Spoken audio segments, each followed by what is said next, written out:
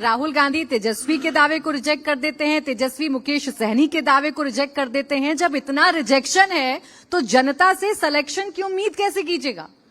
देखिए, कहीं कोई किसी को रिजेक्ट नहीं, सिलेक्ट नहीं कर रहा है। लोकतंत्र के महापर्व की घोषणा हो चुकी है। आज पहले चरण के मतदान के तिथि का नामांकन प्रक्रिया समाप्त हो चुका है।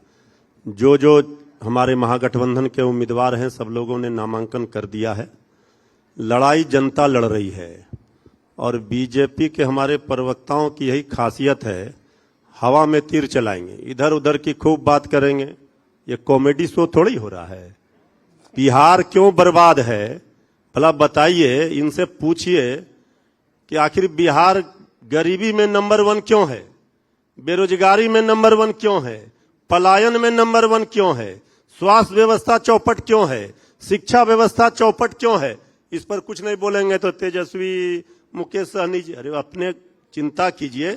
अभी तो अजय आलोक जी ने कहा कि नीतीश जी पर भरोसा है, तो कल केंद्रीय गृह मंत्री आदरणीय अमित शाह जी ने क्यों कह दिया कि चुनाव के बाद तय करेंगे कि मुख्यमंत्री कौन होंगे, विधायक दल।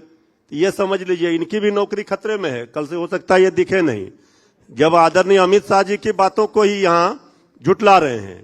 तो देखिए, सवाल है, तेजस्वी यादव जी ने एक लंबी लकीर खींच दी है और बिहार की जनता कह रही है कि हमारे बिहार के भाग्य अब खुल जाएंगे, तेजस्वी सरकार बनाएंगे तो घर घर नौकरी लाएंगे। तेजस्वी जी ने कहा है कि हम पढ़ाई, कमाई, दवाई, सिंचाई, सुनवाई, कार्रवाई वाली सरकार देंगे। बिहार में जो शिक्षा के नाम पर पलायन हो रहा है, स्वास्थ्य के नाम पर हर लोगों को दिल्ली मुंबई जाना पड़ रहा है, आखिर क्यों जाना पड़ रहा है? इसके लिए जिम्मेवार जवाबदेह कौन है? यह एनडीए की सरकार 20 वर्षों से है, 17 वर्षों तक रहे और 17 महीने इतना बेचैन क्यों हो गया? अभी तो शुरू किए हैं। 17 महीने हमारी सरकार रही, तेजस्वी जी डिप्टी सीएम रहे। 5 लाख नौकरियां यही 500 कदम दूरी पर गांधी मैदान में नियुक्ति पत्र बंटवाए, 3.5 लाख प्रक्रियाधीन करके आए।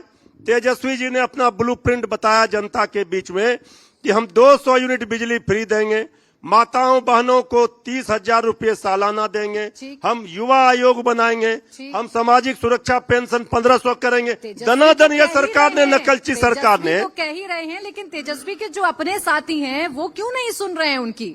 आप ही ने कहा कि आज नॉमिनेशन जो पहले चरण का है वो आज समाप्त हो गया। सोचिए, अपने आप में पहला चुनाव है कि ऑफिशियल लिस्ट किसी की नहीं आ रही है। ये नहीं पता कि आरजेडी कितने पर उम्मीदवार उतारेगी, कांग्रेस कितने पर लड़ेगी और वीआईपी का क्या होगा।